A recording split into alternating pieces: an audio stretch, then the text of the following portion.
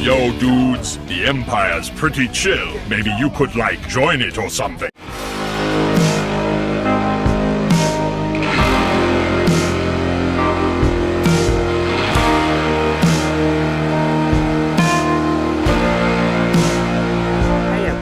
Lucamus Prime here, so it is time for the next episode on Movie That Didn't Need a Sequel. Now, in today's video, guys, I'm going to be covering this time an example of a live-action, computer-animated comedy movie, and this is a film which I have lots of fond memories of watching in my childhood, and is one of my favourite movies I watched growing up when I was a kid, and this film is also, ironically, a sequel, guys, and this, to me, is where we should have ended this franchise. This franchise, in my opinion, only worked best as two of the live-action and computer-animated combined movies.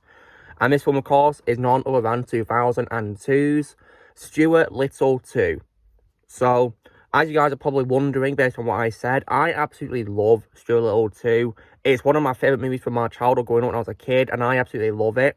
And if you're also wondering as well, I do also love the first movie as well.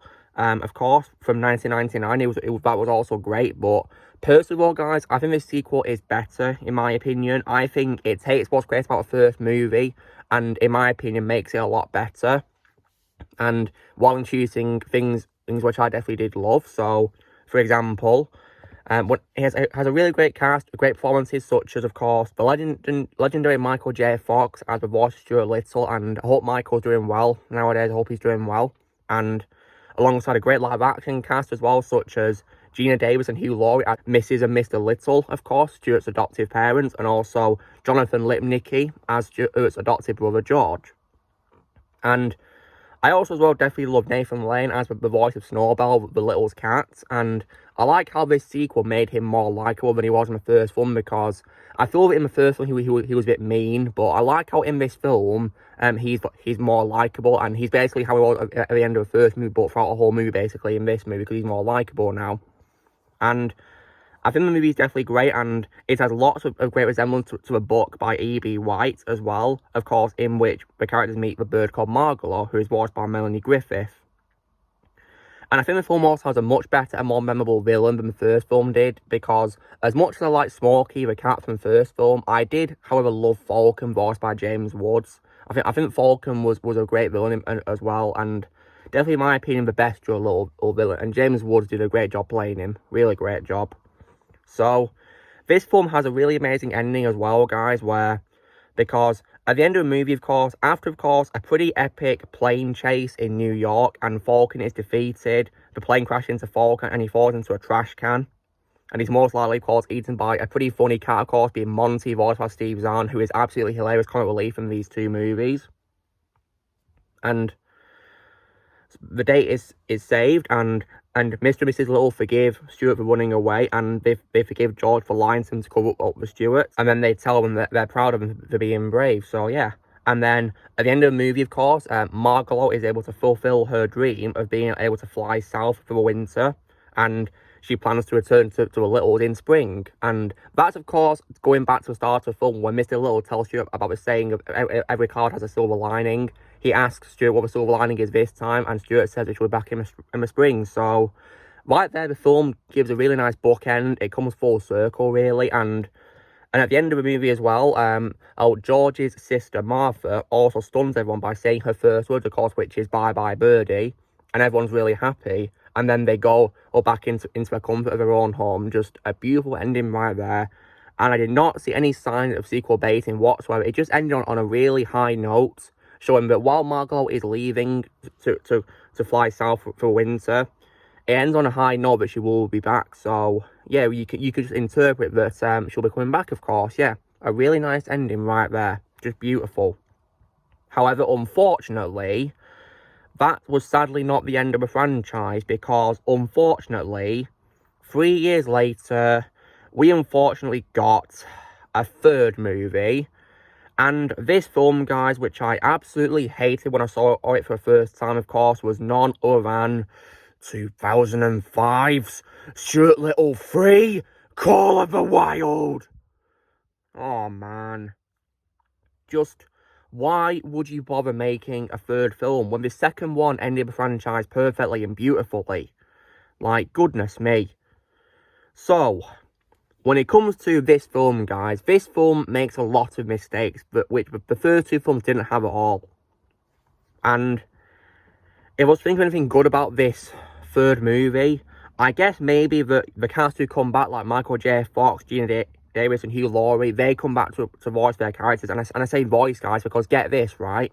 Unlike the first two films, which are live action with CGI animals, in this film, the whole thing is fully animated. Like, wow. And they also didn't even release it in theaters, they did it as a direct-to-video movie, so, wow. So, like, and also, this film is just so ridiculous, and the plot, in my opinion, is so lifeless and weak compared to the great first two movies, and I really hated that. Like, I just think that they really ruined the franchise with this. Like, wow. And I feel that the whole voice cast wasted time on this so much, and the film made so many mistakes as well. Now, one thing that's so dumb about this is, because it's animated, for some reason, they made it look as well, Mr. and Mrs. Little, they look younger than they did in a live-action movie for some reason. So, like, what? They're not supposed to look younger. This is supposed to be after Stuart Little too. So why do we look so young? Like, that's just so stupid.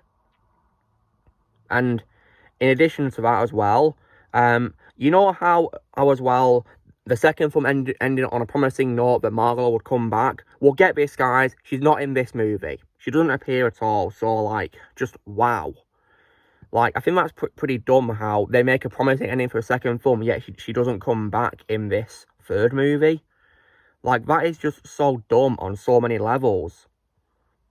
Like, wow.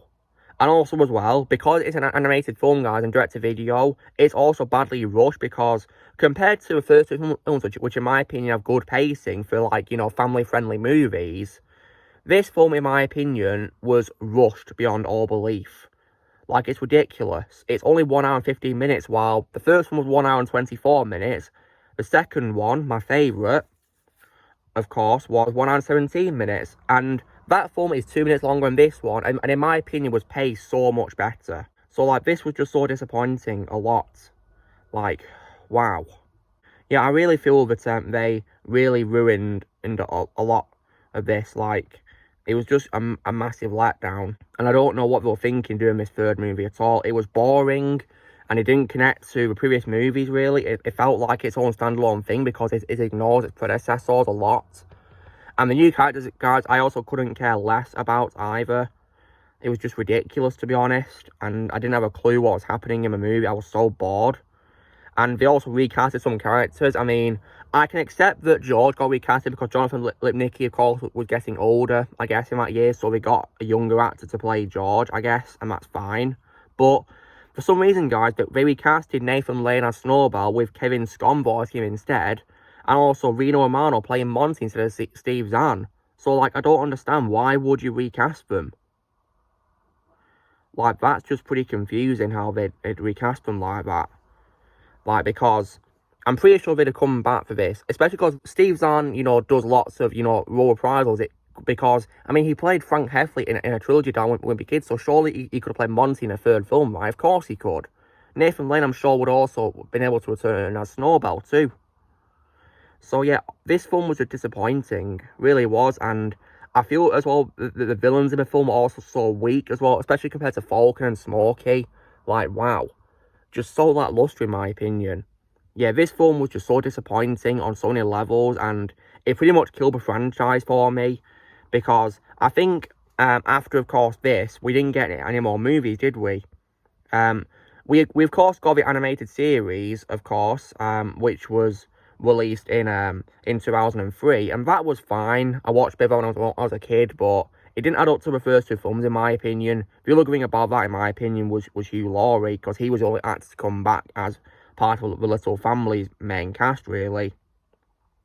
And of course, at least others came back too, such as Jeffrey Jones' Uncle Crenshaw, and Mark John Jeffries as Will, who is George's best friend. They came back for a show too, but yeah. The show, in my opinion, just didn't add up to the first two films, in my opinion. But for what it is worth, I would probably rather watch that over the third movie, because the third film was just so bad, in my opinion. Like, wow. So while I love the first two films, guys, and I tolerate animated series, in my opinion, the third movie sucks. And I really do hope we don't do any more movies. I mean, there has been talks of like a reboot, but personally, guys, I'm not interested. I'm just going to stick to the first two films and that's it. And if they do a fourth movie, which is a sequel to the third movie, I'll be like, no, forget it. I'm not watching that. Nice try. There's no way I'm going to waste my time watching a fourth movie. The third movie killed my interest anyway because it was just so disappointing. A lot. Like I said, guys, the only good thing about the third film for me was Michael J. Fox, Gina Davis, and Hugh Laurie. Those are probably the only good things about it, in my opinion. But I feel they wasted their time more on this third film. They really wasted their time on it because it was just so disappointing and just a waste of time, really. So, yeah. So long story short, guys, in my opinion, Stuart Little for me is only an example where it should be two movies. Just two. And that's what I'll say. When it comes to what I own, guys, I do own the first two films on DVD somewhere, and hopefully one day I might upgrade them to Blu-ray.